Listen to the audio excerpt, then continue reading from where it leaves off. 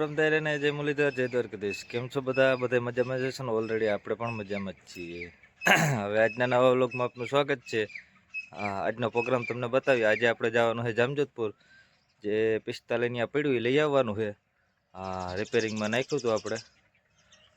તો હાલો આપણે લેતા આવીએ જામજોધપુરથી. અને શું રીતનો પ્રોગ્રામ છે એ બતાવીએ આપણે તમને. તો ઓલરેડી ગઈ કારુભાઈ ટોલી જોડાવી લીધી અને એને જવાનું તુવેર ને હાઠિયું હારવા.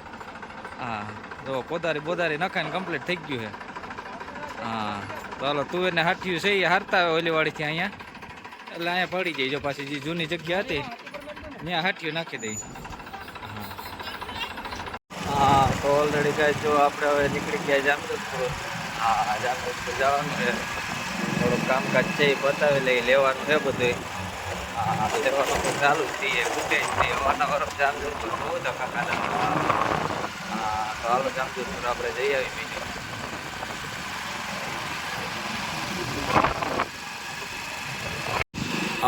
તો ઓલરેડી કાંઈ જો આપણે જામજોધપુર પહોંચી ગયા હતા ડબલ પટ્ટી હાઈવે ઉપર. આ રીતના જામજોધપુર 0 કિલોમીટર પર. માર્કેટિંગ યાર્ડની સામે જ પહોંચ્યા હતા આપણે.